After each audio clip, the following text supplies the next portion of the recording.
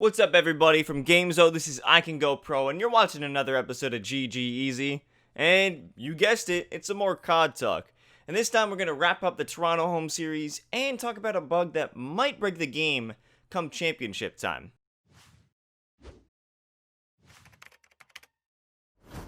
In the final home series of the inaugural season, we saw the Toronto Ultra really make a name for themselves, decimating the competition and winning their own home series, which is something only two other teams have done before. The Ultra faced off with Optic Gaming, the Huntsman, the Empire, and FaZe, and this squad did not lose a single match. This squad is on fire right now, and this is the potential we saw in the New York Subliners home series, where they took out FaZe as well.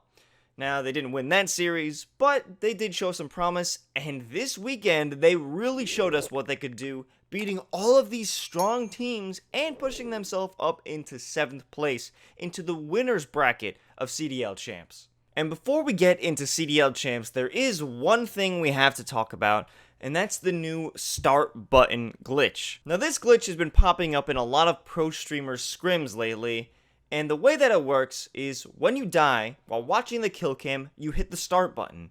And that shows the map that you're currently playing on with all your teammates. But when you're looking through the perspective of the enemy who killed you, you see where their teammates are on the map.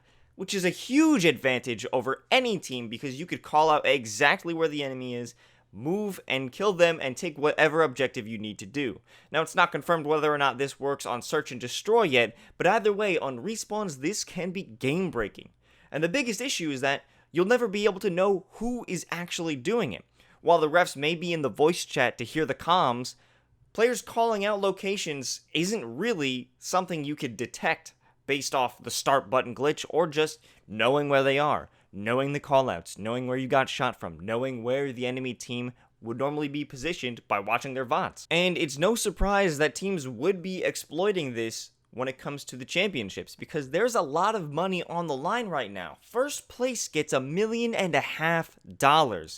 Now, if I was in that position, I would use anything in my means to make sure I get to that top spot. So you can't blame any of the players out there who are using whatever they can do to get an advantage over the enemy team. Now, one player on the Atlanta FaZe earlier this season was using an aim assist bug where aiming through the wall would kind of bring your crosshair towards the enemy behind that wall, giving you a bit of an advantage to know where they're coming from.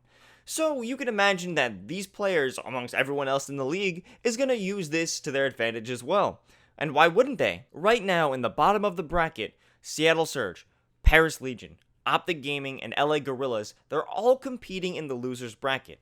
So the first two teams to get eliminated in this bracket will walk home with nothing, not a single dollar coming out of CDL Champs. So you can imagine that these guys are willing to put it all down, put it all on the line to make sure that they walk home with something. If it's not even the champs, at least $100,000 that the next bracket losers get. Because there is too much to lose. There's everything to lose in this CDL Champs final. So you know that these guys are going to be putting the start glitch to work. So hopefully Activision is going to get a hot fix on this ASAP to make sure that this does not run its course into the CDL Championship finals. But who knows? On August 19th is the first match, and between now and then, maybe another bug will come up. Maybe another exploit will be used by the pros, and it won't be soon enough for Activision to make sure that gets taken out before the first match starts. So who knows? Now, we won't be seeing any COD for a little bit now until August 19th when the first match starts. But don't be worried. We still got plenty of game and action coming, especially with CSGO's break about to end with DreamHack coming on August 8th, and you know we're going to be there. Well, until then, that's the end of this episode, and we'll catch you on the next one.